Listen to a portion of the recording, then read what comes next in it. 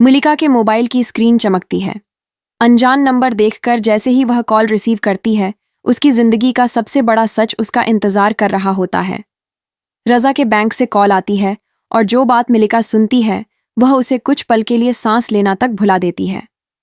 रजा पर जो फर्जी केस बनाया गया था, जिसने उसकी इज्जत, उसका करियर और उसकी जिंदगी छीन ली थी, उस केस का असली अपराधी पकड़ा जा चुका होता है। मलिका के हाथ कांपने लगते हैं, आंखों में आंसू आ जाते हैं और चेहरे पर एक अजीब सी मुस्कान फैल जाती है।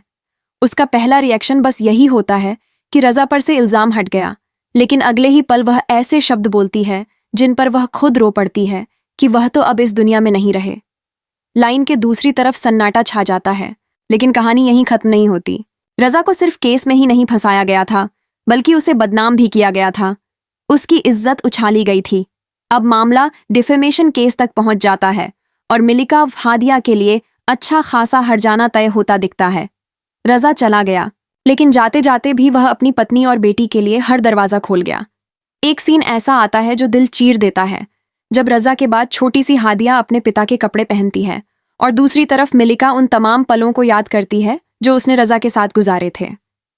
मलिका की माँ उसे तसल्ली देती है और कहती है कि अपने आंसू हादिया से छुपाकर रखना, रजा तुम्हें मजबूत देखना चाहता था।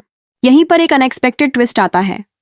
अनी, जिसकी शादी हो चुकी होती है, फिर भी वह मलिका को कॉल करता है सिर्फ यह पूछने के लिए कि क्या उसे किसी चीज की जरूरत है।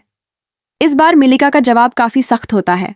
वह साफ इनकार कर देती है और साफ चेतावनी देती है कि आगे से उससे संपर्क न किया जाए। मलिका को लगता है कि रजा आज भी उसके साथ है, उसे देख रहा है और उसे यह डर सताता है कि कहीं उसकी वजह से रजा को कहीं भी तकलीफ न पहुंचे। फिर शाहिद भाई और सफिया आते हैं।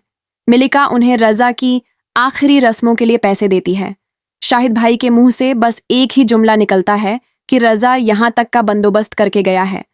ये सुनकर मलिका रोते हुए कहती है कि रजा ने अपनी जिंदगी में ही देख लिया था कि उसके बाद मदद करने कोई नहीं आएगा, इसलिए उसने सब कुछ पहले ही तय कर लिया था। ये लम्हा शाहिद और सफिया को अंदर से तोड़ देता है, क्योंकि जब रजा को उनकी जरूरत थी तब उन्होंने मुंह फेर लिया था और अब यह गिल्ट उन्हें जिंदगी भर सताएगा। रिव्यूज और प्रेडिक्शन टीजर और प्रोमो को देखकर की जाती हैं, इसलिए गलती की संभावना हो सकती है। अब आप लोगों के लिए एक छोटा सा सवाल है कि रजा का आखिरी मोमेंट आपको कितना रियल लगा? क्या आपको भी ऐसा महसूस हुआ जैसे आपका कोई बहुत अपना आपको छोड़कर चला गया हो? कमेंट में जरूर बताइए।